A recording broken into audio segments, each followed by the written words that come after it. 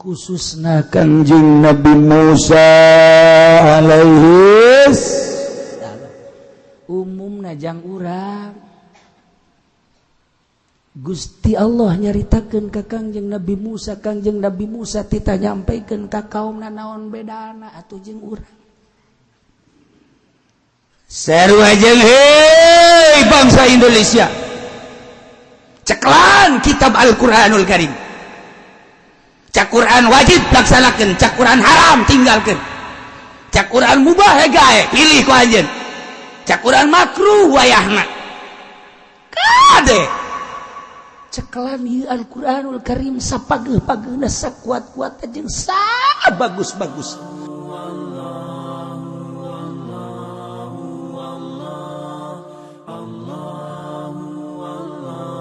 Bismillahirrahmanirrahim.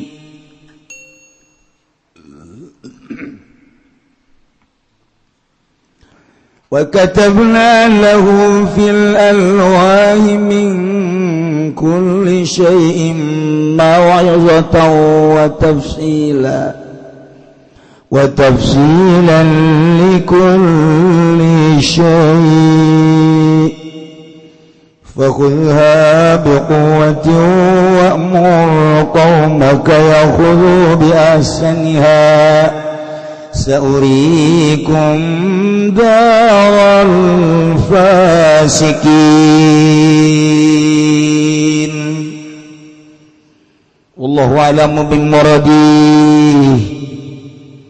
Wa katabna lan wis nuliskeun isun agung lahu kada Musa fil alwahi dalam pirang-pirang law ay alwahi Taurat tegese pirang-pirang law Taurat wa kanat min sidril jannah lan ana ya alwahi ku tetep saking daun-daunan surga Zabarjudina tawa intan zabarjuda zamr disabatin awasyaratin atawa saking batu zamrud kang pipitu atawa 10 mingkuli syai'in saking zaban-zaban suwiji-wiji utadu ilaihi fiddini kang den butuhkeun apa ilaihi maring kuli syai'in dalam agama mau'izatan tegese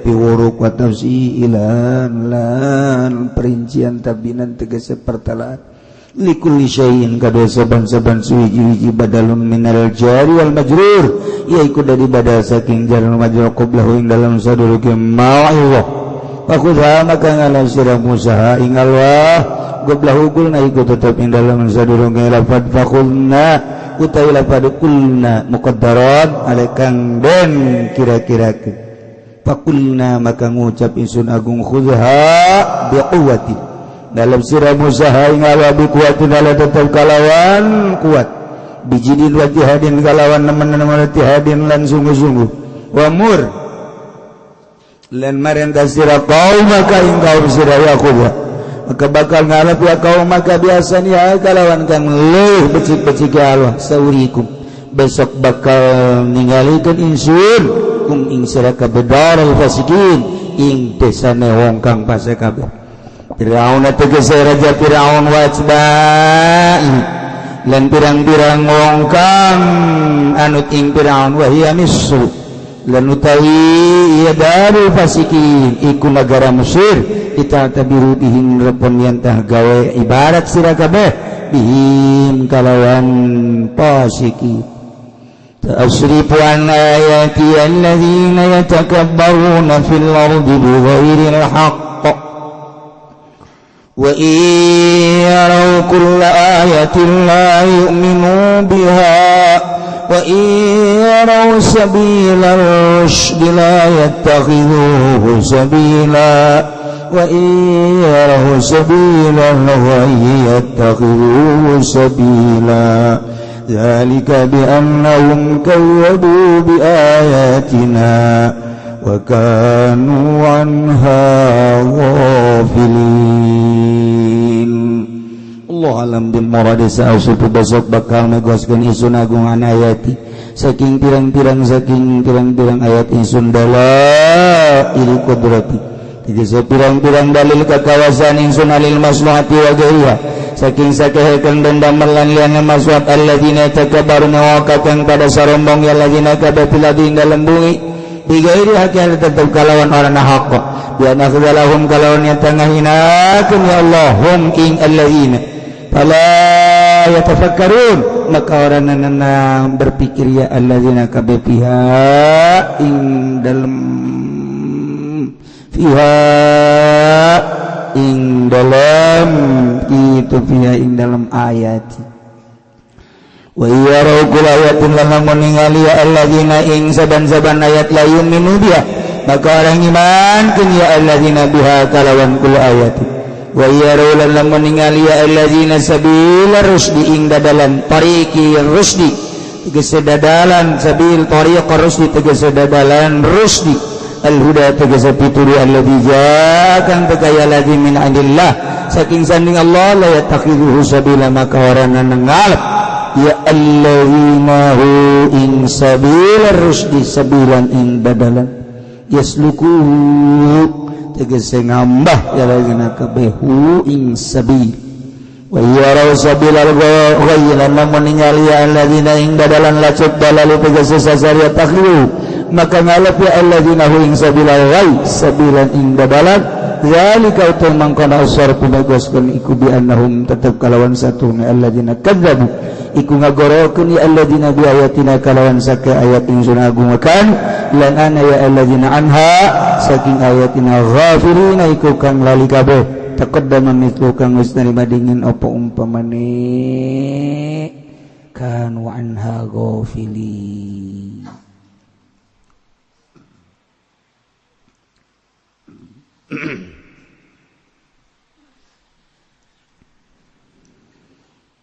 jaritakeun tentang munajatna Kangjeng Nabi Musa alaihi salam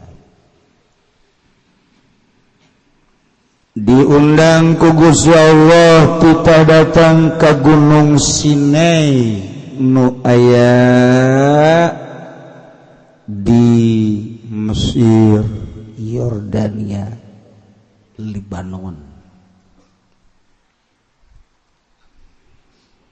Kangjeng Nabi Musa berangkat setelah titip ke Kangjeng Nabi Harun nu jadi lanceukna. Titip umat kade cek Kangjeng Nabi Musa. Kaulah dipanggil ku Gusti Allah. Titah munajat sabada syarat-syarat ngadilaksanakeun puasa 30 poe tambah 10 berangkatlah Kangjeng Nabi Musa harita pas poean Arfah 9 haji numentek poean Arfah memual aya tandingna keutamaan kemuliaan sebab sejarah Kangjeng Nabi Musa dipanggil ku Gusti Allah munajat di Gunung Sinai sami tanggal 9 haji poean Arfah. Kangjeng Nabi Musa berangkat naik langsung mukalamah jeung Gusti Allah sakumaha kamari. Kangjeng Nabi Musa turun di Gunung Sinai teu luhur gunung itu ditaekan ku Kangjeng Nabi Musa teh teu luhur wattini wazaituni waturi sinina wa hadzal baladil demi tin, demi zaitun, demi gunung Tursina Sinai, wahadal baladil amin, Makkah. Wahara Kangjeng Nabi Musa, orang lewat di sisi gunung Sinai. Ayah itulah urut Kangjeng Nabi Musa munajat. Henteu luhur. Kuari ditaekan ku berbagai manusia timbanca negara hayang nyaho. lain bae jelema mukmin muslim bahkan Kristen Yahudi Katolik Protestan dan berbagai agama-agama lain hayang nyaho gunung nu aya dina Al-Qur'an nu pernah mukalamah Gusti Allah jeung Kangjeng Nabi Musa ditaraekan kuari Masya Allah dipoto diabadikeun iman mente mahal iman naik mana iman mente ya Allah ya Rabbi aya dina Al-Qur'an nyana maca disejarahkeun dibacakeun di unggal negara dibacakeun di unggal itu agama dikunjungilah kuari iman mah henteu sebagian aya Kangjeng Nabi Musa tanggal 10 haji diberi oleh-oleh ku Gusti Allah hasil munajat mukalamah jeung Gusti Allah oleh-olehna ieu kitab Taurat sebagai mukjizat wa katabna lahu fil alwahi min kulli syai' dituliskeun isun agung cek Gusti Allah kaulan wa agung nuliskeun kanggo Kangjeng Nabi Musa kitab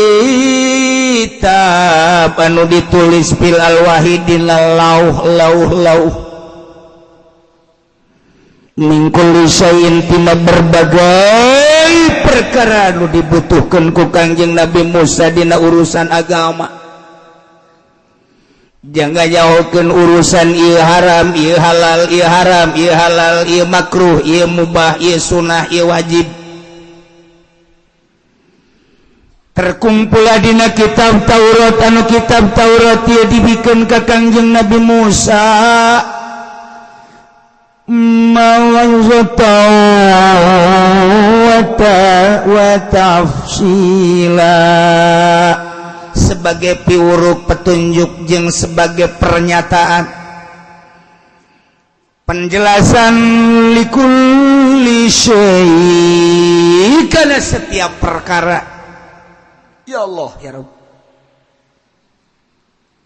bahasa Gusti Allah nu diabadikeun dina Al-Qur'an teh wa katabna lahu fil alwah kami nu agung geus nuliskeun jang Kangjeng Nabi Musa kitab-kitab tulisan-tulisan nu ditulis dina alwah tinggal ieu masalah alwahna lamun urang henteu dijelaskeun ku Kangjeng Nabi teh nya alwah teh naon mantep Kangjeng Nabi ngajelaskeun alwah teh ay alwahi Taurat wa kana min sidril jannah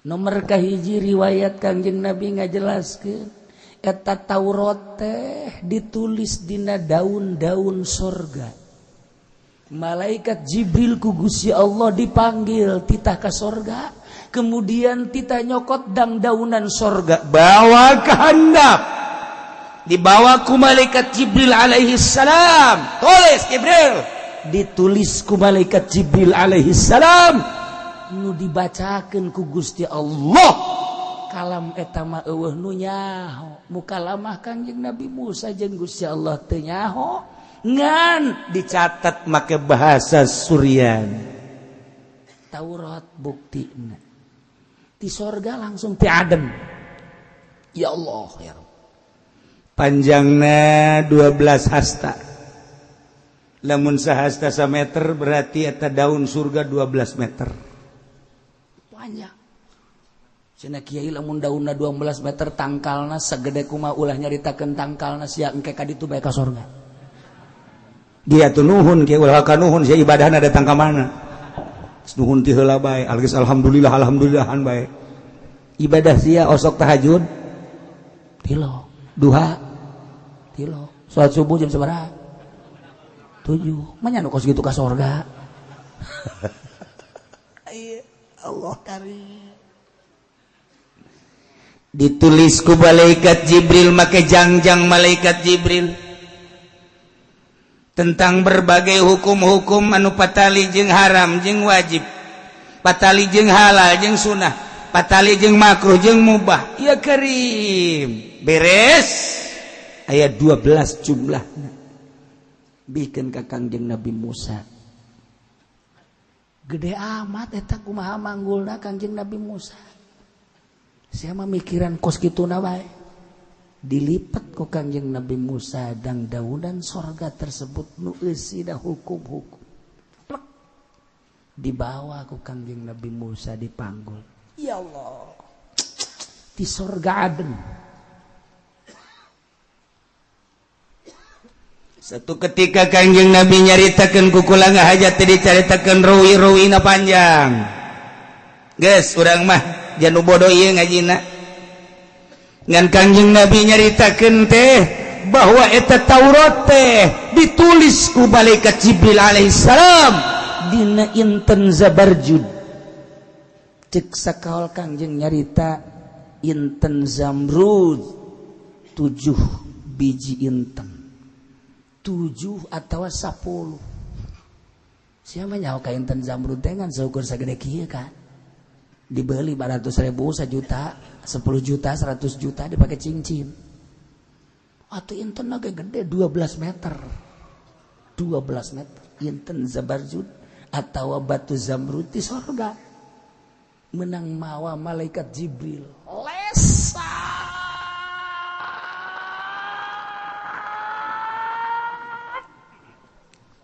Batu. Masya Allah. Nu mantap kamari urang keur zaman batu kararieu bae ge dilesakan.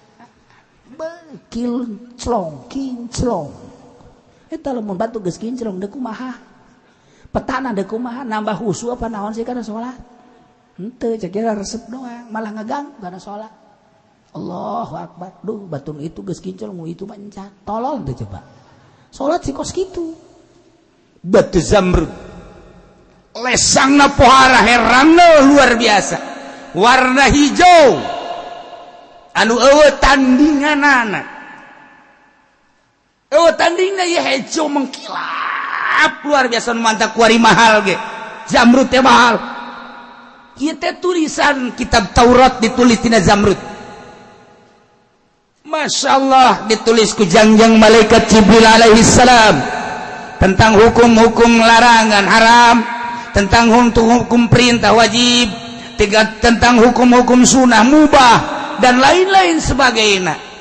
12 meter panjangna mangkaning 10. Tertera tulisan di dinya. Haju kubaha eta Kangjeng Nabi Musa mawana dikersakeun ku Gusti Allah.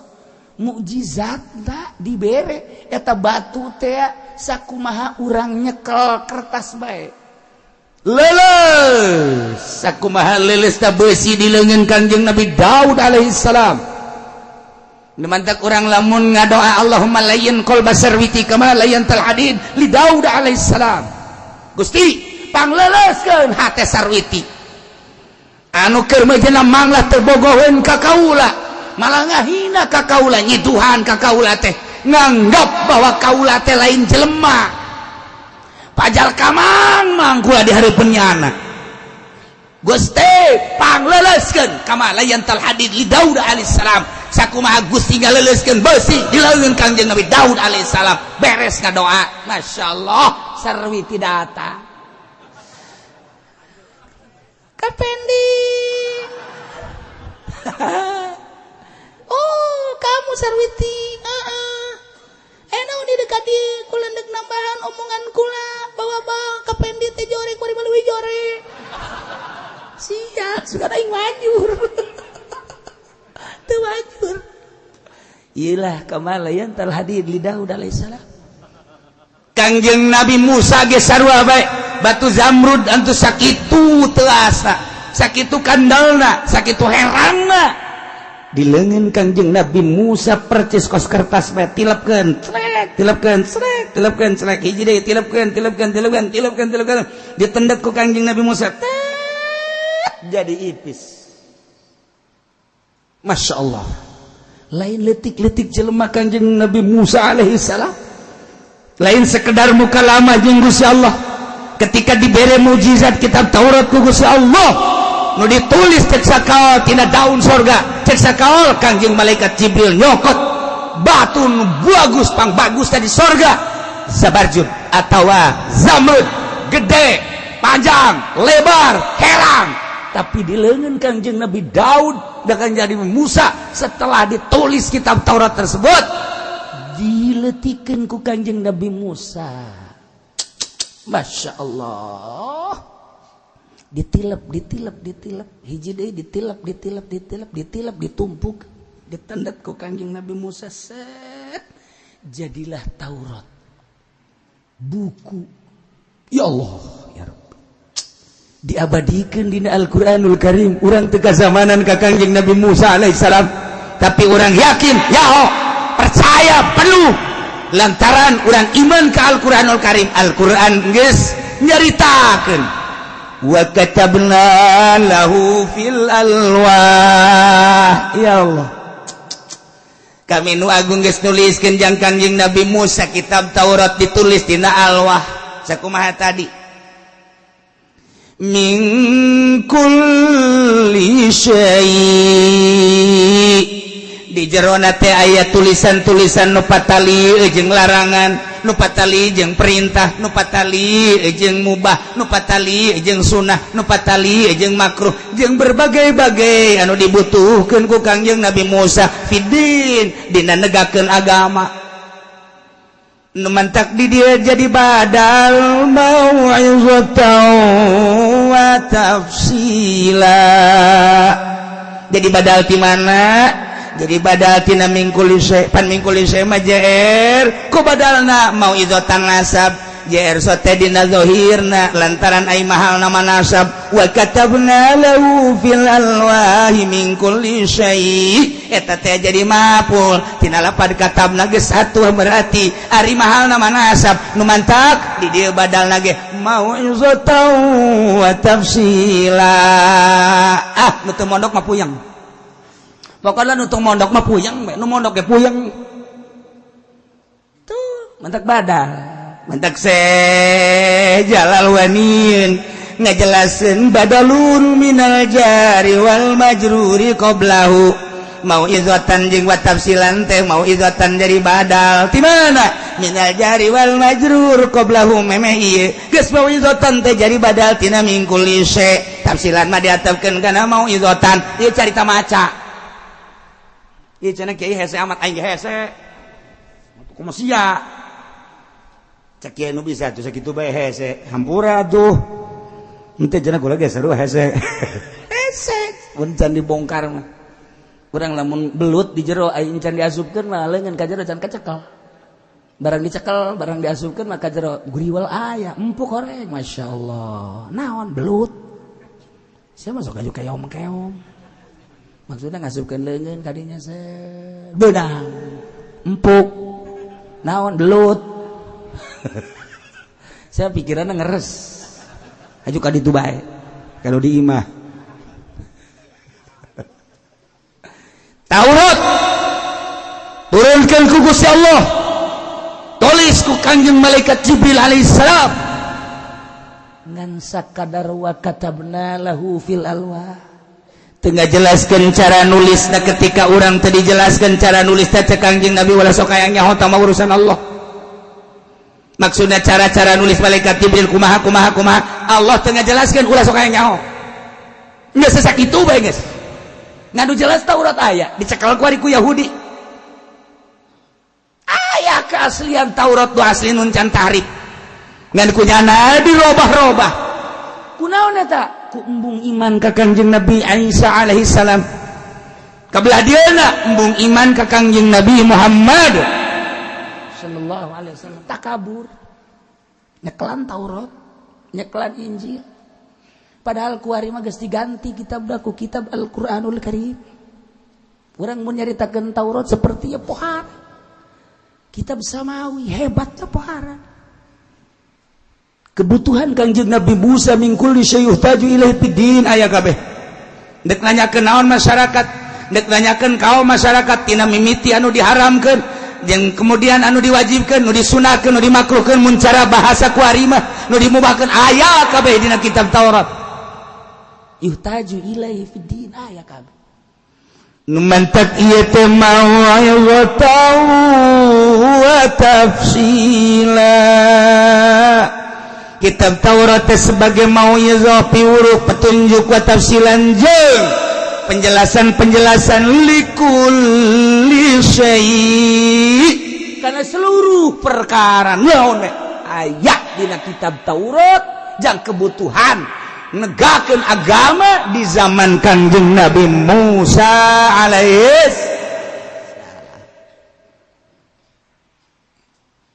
aya geus kitab Taurat bawa ku Kangjeng Nabi Musa poe lebaran tanggal 10 haji ya Allah instruksi ti Gusti Allah fakulda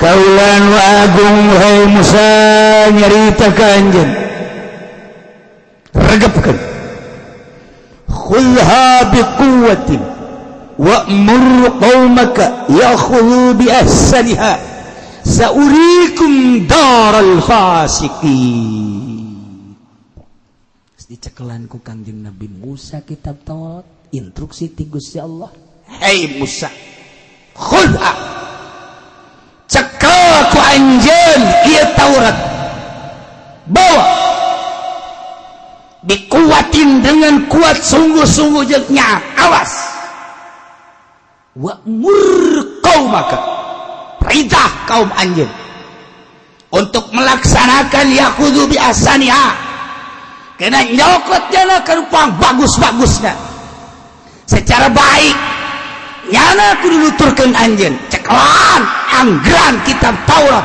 cak Taurat haram cak Taurat wajib cak Taurat mubah ya kudu bi ahsani cokot dengan sebaik-baiknya ulah keluar tidak aturan kitab Taurat dengekeun Musa saurikum daral fasiqin kaula bakal ninggalikeun ka anjeun kana desa-desa tempat-tempat kampung-kampung jelema nu pararase ti mimiti Firaun Mesir nu kamari jeung anjeun pesetruan anu kuari Mesir geus penghuni jelema fasik bejakeun ku anjeun Mesir teh anu dicicingan ku jelema fasik paehna ditereuy ku laut saurikum daral fasikin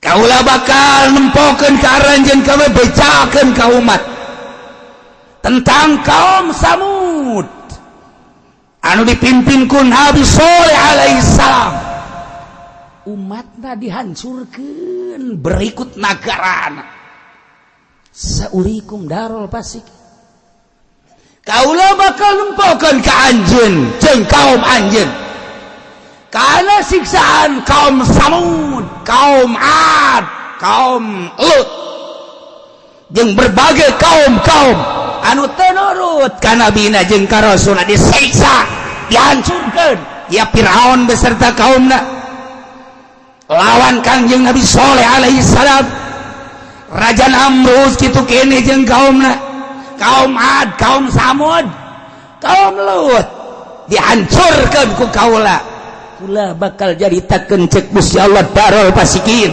pecakeun ka kaum kabeh kaum anjeun nurut ka anjeun ulah nyieun macem-macem mangga Gusti cek Kangjeng Nabi Musa alaihi salam dibawa ku Kangjeng Nabi Musa ka negeri Palestina ka Israel dibawa ku Kangjeng Nabi Musa ka Yordania ka Mesir dibawa ku Kangjeng Nabi Musa ka Syria Syam Timur Tengah harita jajahanana adalah Israel Kangjeng Nabi Musa ngembangkeun agama dibere mukjizat kitab Taurat dibejakeun ku Kangjeng Nabi Musa ka kaumna kade kudu cekelan ieu kitab Taurat sebaik-baikna maju mundurna berangkat kumaha cek kitab Taurat aya larangan dina kitab Taurat ulah dipaju aya perintah cek kitab Taurat laksanakeun ya khudhu biasa dia bari Kangjeng Nabi Musa teh ngabeja-bejakeun saurikum darul fasikin Gusti Allah bakal nempokeun kaum-kaum anu teu nurut ka rasulna tok deuleu Mesir tok deuleu Yordania tok deuleu kaum Ad Yaman tok deuleu Syam Namrud Baghdad dan lain sebagainya saurikum darul fasikin khususna Kanjeng Nabi Musa alaihi umumna jang urang Gusti Allah nyaritakeun ka Kangjeng Nabi Musa tita nyampaikeun ka kaumna naon bedana atuh jeung urang sarua jeung hei bangsa Indonesia ceklan kitab Al-Qur'anul Karim cak Quran wajib laksanakeun cak Quran haram tinggalkeun cak Quran mubah gae pilih ku anjeun cak Quran makruh wayahna kade cekelan ieu Al-Qur'anul Karim sapageuh-pageuna sakuat-kuatna jeung sabagus-bagus moal kebal hirup di dunia cak Gusti Allah saurikum darul fasikin kaula bakal nempokeun ka aranjeun kabeh desa kampung tebak nagara jelema anu pararase kabeh urang deuleu gara Mesir nu baheula dicicingan ku Firaun kanyut berserta kaumna karena nyana teu nurut ka Gusti Allah deuleu Yaman kaum Ad siksa ku Gusti Allah deuleu Yordan kaum Samud deuleu di Yordan tuh Kangjeng Nabi Lut alaihissalam dibalikeun taneuna tandus datang ka kuari deuleu Raja Namrud hayu deuleu saurikum darul fasikin kuari urang ulah jauh-jauh nu baheula atuh kuari bae deuleu Aceh disunamikeun kade aya naon si Aceh sangkilang negara urang kadengena mah Serambi Mekah tapi keu dahsyat amat sampai ratusan juta pae Aceh didinya lah tempat jelema-jelema anu bisnis ganja geus teu kudu dicaritakeun datang ka kuari lain tararobat masih ke ganja ku Gusti Allah dijadikeun dihareupeun imah tukangan imah geus puguh di pegunungan daharnya nama make ganja lain teu aya kiai geus capek caritakeun haram teu didarenge ku umat Aceh Serambi Mekah siksa ku Gusti Allah urang lamun nyaritakeun Gunung Galunggung Tasikmalaya urang lamun nyaritakeun Tasikmalaya negara kota santri kota pelajar Jawa Barat Tasikmalaya panglobana kiai Tasikmalaya ustad Tasikmalaya santri panglobana Tasikmalaya kemajuan segala rupa Tasikmalaya tapi ingat Oma Irama urang Tasik Epitamala urang Tasik Ice Trisnawati urang Tasik sadai sia leuwih nyaho tibatan aing tuh aing pajarna mah ku urang luar mah nang aing bae ieu lain nang jamaah goblok hayu di Tasikmalaya emang kumaha kitu timbul Tasik karena baju ya kos kitu lamun kula nyaritakeun ye seluruh band-band Indonesia pangheulana nyaba ka Tasikmalaya carang Tangerang ngadatangkeun Dedi Stan sacarang ngadatangkeun Ucok Harhab Tangerang carang ngadatangkeun bangsa penyanyi band kelas nasional carang di Tangerang maka kara kuari-kuari baheula Tasikmalaya lain lalagaan di Tasikmalaya pangheulana mabok Tasikmalaya pangheulana timbul segala rupa Tasikmalaya kredit ala Tasikmalaya segala rupa aya di Tasikmalaya teh lain lalagaan urang nyaritakeun pondok pesantren modern maju Tasikmalaya nyaritakeun pondok pesantren salaf nu jadi wali Tasikmalaya bahkan lamun urang nyaritakeun Syekh Khalil kitu nu kurang di jarahan teh Abdul Muhi pamijahan Tasikmalaya Numantak eta si Abdul Muhyi teh boga tetengger di mana abdi cicing moal dituduhkeun di tempat anu ibadah ka Gusti Allah moal wali mah. Begitu geus cicing di Garut kita pindah ku Gusti Allah Tasik, Garut bacan sabaraha. Kata asik, setiap tugas wali cicing didinya berarti didinya loba musuh-musuh Allah. Sakumaha nabi nu matak diturunkeun di Mekah musuh Allah na ambalaya. Diturunkan di Baghdad musuh Allah na, turunkan di Syria musuh Allah na ambalaya, turunkan di Mesir musuh Allah na ambalaya. Nu mantak di Cikupat teh diturunkan nabi balener jelema. Ulah ka amin sia. Ya Allah. Urang kerja ditakeun ku naon galunggung. Lain timbul ti sungut kula, tapi timbul ti guru kula ketika kula ka Tasikmalaya jeung para santri jeung guru. Yuk coba orang nempo kaditu cek almarhum ajengan imam. Coba ayo orang nu boga duit ala kadar belikeun ka Supermi atawa orang meuli bacang. Ayo kabehan. Ieu ke dulu orang berangkat kula. Terus kata Tasikmalaya, sedihna luar biasa ningali kam-kam, ningali di desa-desa, di balai desa, ningali di berbagai tempat. Masya Allah tidak terkecuali orang kaya orang miskin. Ajengan nyarita terang teu nu mantak ieu galunggung bitu kami ngadarengekeun henteu zina loba di dieu mabok loba di dieu jelema nu korupsi loba di Tasikmalaya nu ngeridit loba di Tasikmalaya lain cakula cak guru kula nyampekeun ku hari besi kasinggung urang Tasik di dieu. Cak orang Tasik itu ini nyaho lebih nyawa tisia cenah kiai. Ai kitu onam nuhun. Tasik mah kumaha? Ji dongeng ajengan teh tuh rancapaku. Tuh anu didongengkeun nya nyaho. Murid akang teh tuh di ditu teu bener. Murid akang tuh di ditu teu bener. Teu ngaku ka guru, lain teu ngaku lantaran haju ngeridit ke. Dongeng kula di ditu. Masya Allah. Geus beres dongeng haju karak neuleuh deui ka desa. Didinya ditampung tadi balai desa nu kula kuari ka inget-ingeteun hiji doang aya awewe geulis jasa di juru. Masya Allah eta doang kadedeulekeun datang ka kuari. Haju pada hari tadi bawaan ka Jakarta saha nu endeg. Cakate kula aing mawa bae kitu hiji eta tah. Tuh lain gitu dina harti teu jore teu geulis teu kaya teu miskin ngahiji bae di balai desa ngahiji bae di bangunan itu ngahiji di musola di masjid. Masya Allah karim galunggung eta teh kunaon eta teh makhlukna kaumna geus kaluar ti aturan Al-Qur'anul Karim.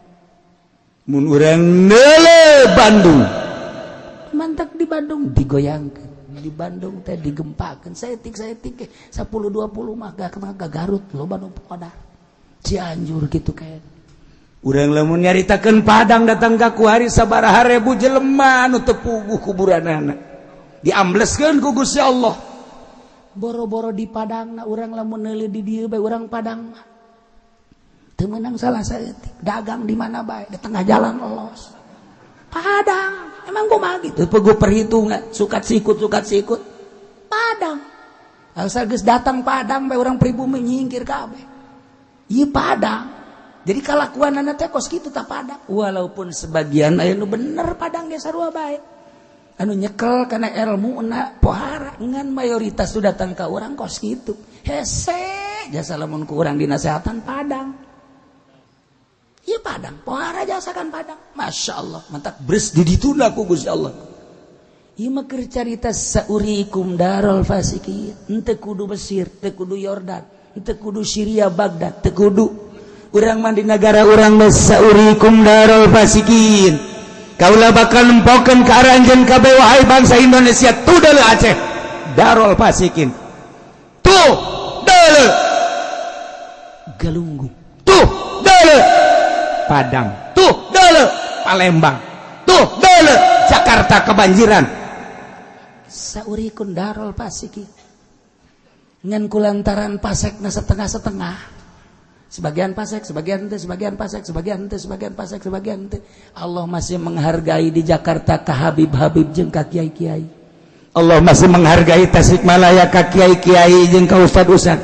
Allah masih menghargai Padang kiai-kiai ustad-ustad gitu kene Aceh.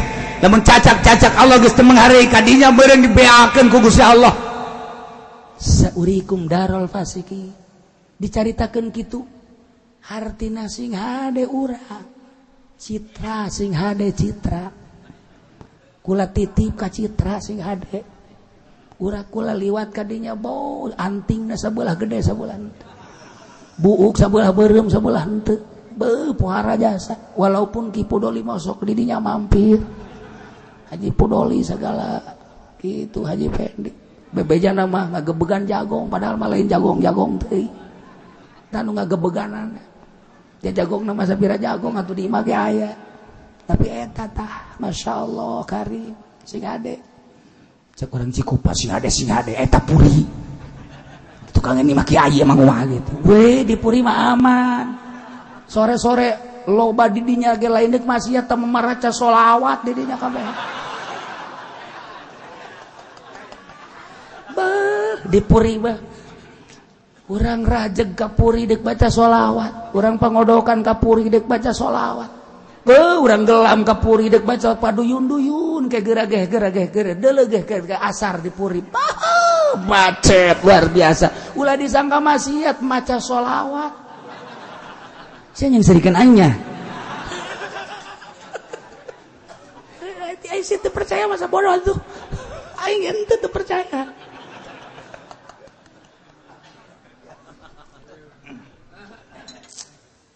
Saurikum darul fasiki. Numantak kula kadang-kadang aya hudang tipe tinggi mah keur carita osok hudang inggis. Ya Allah ya Rabbi salametkeun abdi, salametkeun keluarga abdi, salametkeun tatangga-tangga abdi, salametkeun Gusti ieu kampung abdi. Lantaran abdi nyaho jasa di tukangeun imah teh masyaallah karim kararumpul jelema di dinya ikhtilat. Geus botip geus macem-macem dinya teh besi ku Gusti Allah ditimpahan ku batu, besi ku Gusti Allah dihujanan batu, besi ku Gusti Allah dibalikeun kampung teh. Ya Allah ya Rabbi.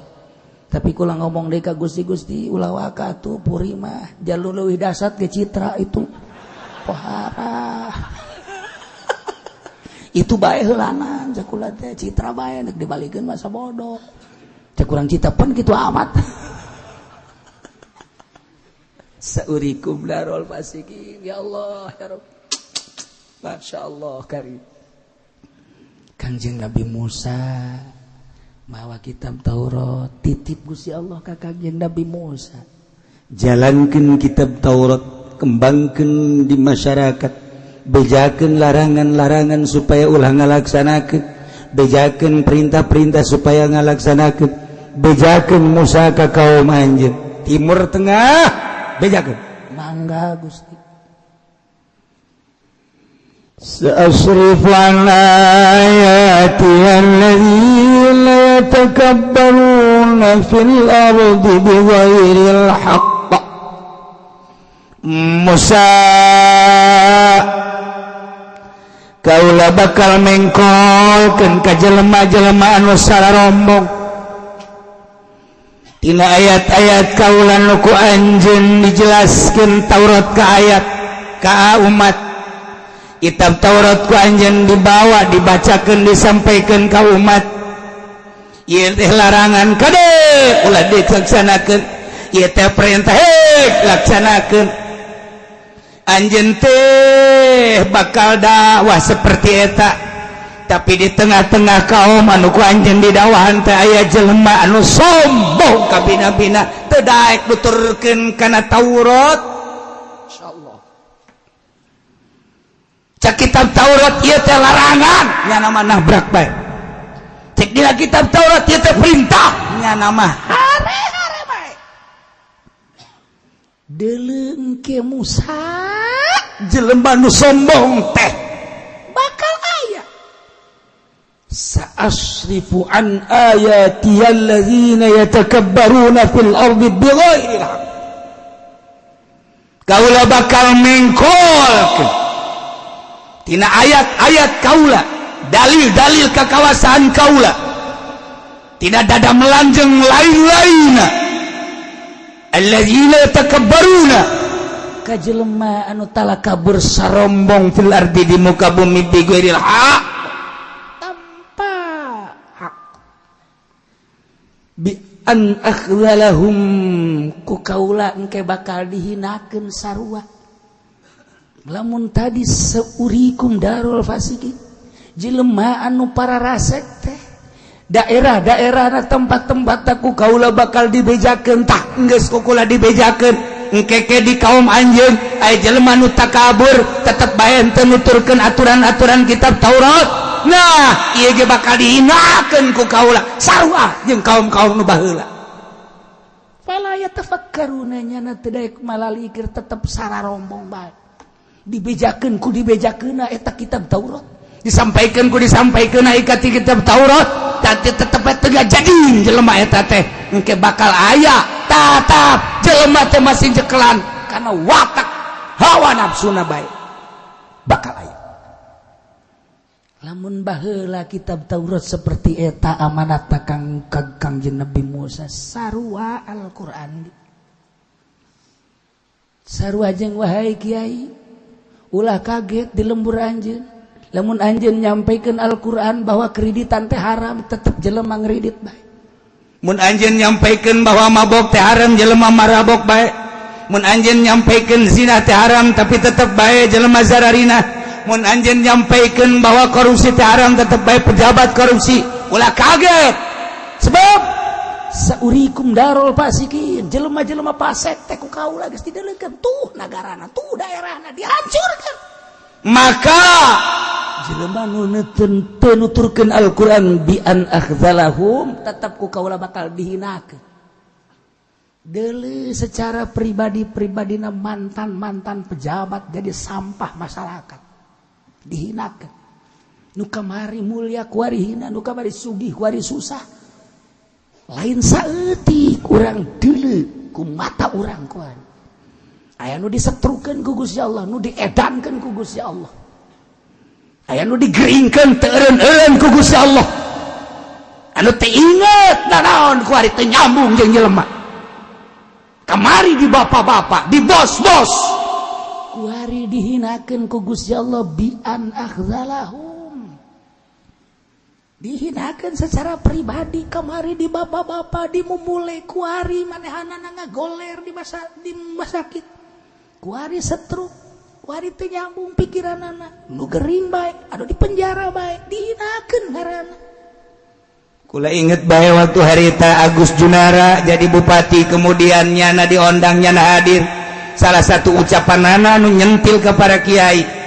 Cek nyana perayaan Maulid dirayakeun, perayaan Haul dirayakeun, wali-wali disebut. Tetapi kenapa cek nyana masih demen pakai Samarenda? Termasuk kiai yang ada di sini yang melaksanakan haul Tuan Syekh Abdul Qadir. Saya tahu kiainya masih senang pakai Samarenda.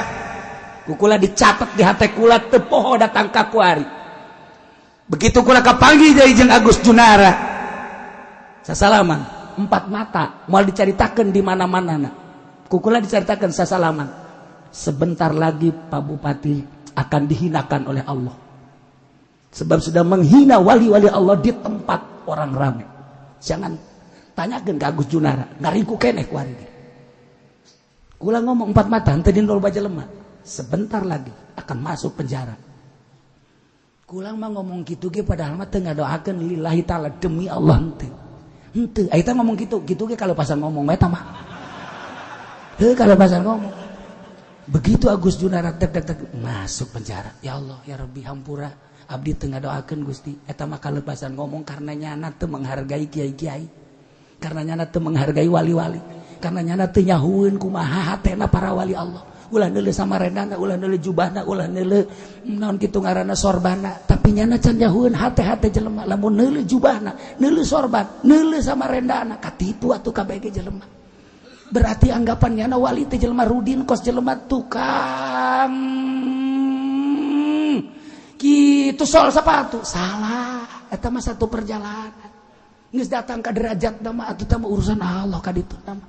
Nyada teu baca Imam Syafi'i, nyada teu maca para imam mujtahid, nyada teu maca Tuan Abdul Qadir, nyada nyentil para wali, para kiai, kukula dicatat di jero hate. Cilaka sia teu ngarti kecuali sia haju nanya ka aing sia. Kieu cenah kiai sombong amat, kanyana aing mah sombong ge kasih henteu. Kula kapanggih deui jeung bupati sasalamat tek. Bapak bupati sing hade engke bakal dihinakeun ku Gusti Allah. Teu ngomongnya. Termasuk aya catatan di jero hate kula pataju sobirin. Aya di jero hate kula waktu nyana muka Abah, kurang sopan nyana ka Abah. Ngan moal dibejakeun. Hina sia bakal. Awas ya, teu nyaho Abah aing. Adi karek cangke aing bener. Ye, aja anu ngomong camat. Emang Abah sia naon? Henteu naon sih. Ai sia teu nyaho mah. Lamun nu nyaho awas. Je teu nyaho. Catat di jero hate kula. Aya catatanana. Hiji-hijina pejabat. Kula lamun kerja pejabat kieu bae dicatet omongan-omongan hate henteu sia. Awas ya. Abah aing geus nurunkeun ilmu ka aing. Aing bisa ibadah ka Gusti Allah ti Abah aing. Aing ala kadar kadang sok khusyuk teh ti Abah aing. Sia teu nyaho. Sia teu nyaho. Dicat bener. Lain lalaga jihade. Urang menyaritakeun para wali di zaman Syekh Hidayatullah atuh nu anti ka Syekh Hidayatullah. Urang nyaritakeun para wali di zaman Syekh Maulana Hasanuddin nu anti Syekh Maulana atuh Ambalaya. Ulah jauh-jauh di zaman Gus Dur nu anti Gus Dur atuh Ambalaya. Kuari zaman Habib Lutfi atuh nu anti Habib Lutfi atuh Ambalaya. Jelema diantikeun mah biasa-biasa bae. Atuh komuga kula mah lain wali lain solihin si uci kula mah. Nu anti ka kaul atuh Ambalaya di kulon aya di wetan aya di kidul aya. Haju kula narobat henteu kula mah ngahormat bae kanya nyaho kula kiai anu anti kula. Nyaho pejabat anu gregeteun ka kula. Kula mah tetep benteng teu bendu. Lamun bendu moal daratang haji ka dieu. Terus terang bae mun bendu emang nang saya daratang haji ka dieu. Emang dipanggil diundang ku aing atuh henteu. Atuh sia bae naonan ka dieu. Nang Allah tewelan ngaji sia batur nu bendu pek bae. Masalah teh nyahoeun hate kula nyana. Hanya istriku yang tahu hatiku. Iya, ketika aku lapar istriku tahu. Ketika aku pada sakit badan istriku tahu. Ketika kelihatannya rindu istriku tahu. Siapa masuk ke toko situ? Iya, assalamualaikum darul masikin belum. Sa'asrifu an ayati alladzina yatakabbaruna fil ardi bighairil haqq. Kos kumaha coba kiai? Kabangkarahan umat Kangjeng Nabi Musa hayang nyaho coba. Kos kumaha? Akur henteu jih jeung umat Kangjeng Nabi Muhammad nu di zaman ayeuna tahun 2015. Ieu bakal dicaritakeun. Wa yarau kull ayatin la yu'minu biha wallahu alam bisawab.